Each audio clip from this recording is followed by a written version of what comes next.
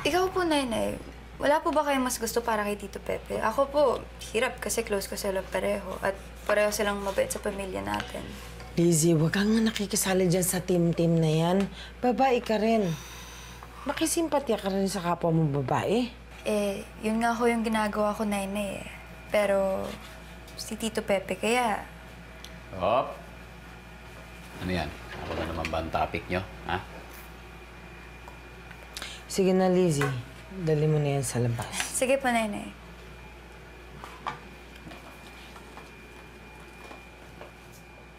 Ano ba itong naririnig ko, Pepe? Na dalawa raw ang napupusuan mo? Ma, ganito po kasi... Hinahayaan kita sa pakikipagbasag ulo mo kasi alam kong magandang intensyon mo. At talaga namang napakasasama itong mga taong ito. Pero alam mo, may isang bagay lang na hindi kita pwedeng hayaan.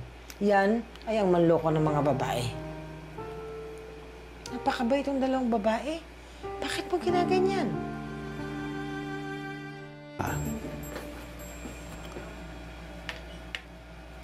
Sorry. Hindi ko rin naman gusto itong nangyayari sa akin. Hindi ko lang napigilan ang sarili ko. Ang totoo, hindi ko alam gagawin ko. Ay, si Venus. Napamahal sa akin si Venus. Pero hindi maibig sabihin nun na... Hindi ibig sabihin na wala ang pagmamahal ko kay Sari. Pero hindi pwede yun. Alam ko na sa edad ka na para mamili kung sino ang gusto mo. Pero hindi kita pwedeng konsintihin dahil pareho silang naging mabuti sa pamilya natin. Alam ko, May, ayoko rin naman tong sitwasyon na to. Pero pareho silang mahalaga sa akin. Isa lang ang pwede mo mahalin. Sabi mo nga sa akin kung sino. Hindi ko alam. Hindi ako naniniwala sa'yo. Alam kong alam mo kung sino ang mas matimbang dyan. Ayaw mo lang sabihin kasi ayaw mong may masaktan.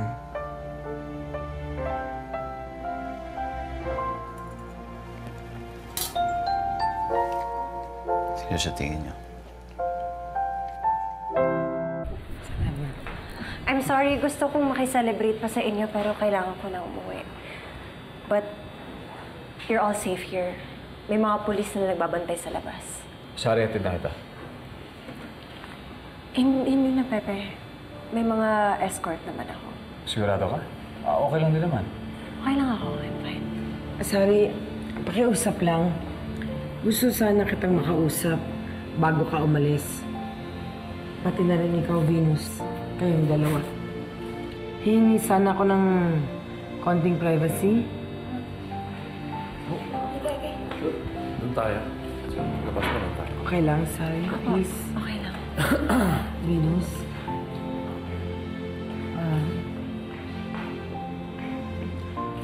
Sinama ko ba ang pangalan mo? Hindi na. Hindi pala. Hindi kita kailangan. Oo. Pwede tayo mag-usap-usap tatlo.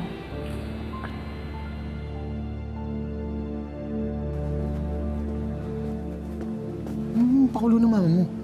Hindi ko nga rin alam eh.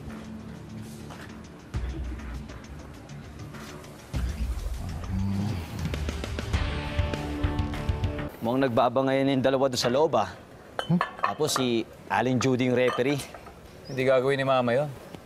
Pagkakalam mo sa kanya, baka sinasabihan pa niya yung dalawa nakalimutan ako. Ha? Lugi naman yun. Pagkatapos ng daanan yung lahat, mag-isa ka? Yung nga, alam ko na. Magpalit na lang tayong religion, yung maraming mag-asawa. Uy, may ganung religion? Saan? Hoy. Ba't kayo nakikisali? Ha? May nag-aagawan din ba sa inyo? Ouch naman, sir. Alam ko kung anong nangyayari sa inyong dalawa. Sa inyong tatlo ni Pepe. At humihingi ako ng paumanhin para sa anak ko. Tita, you don't need to apologize to us. Hayaan mo na ako. At mabigat din naman sa akin itong nangyayari sa inyo. Gusto ko lang malaman ninyo, nakilala ko ang anak ko. Kilalang kilala. Mahabang panahon. Hindi ko nakakitaan si Pepe ng nobya. O naringgan man lang na gusto niya ng mag-asawa. Kasi ang sabi niya sa akin, pag umibig siya, muli, ang gusto niya ay tunay na pag-ibig. True love. Ngayon ko lang nakitang mukhang umiibig na nga si Pepe. Pero hindi ko alam kung sino sa inyong dalawa.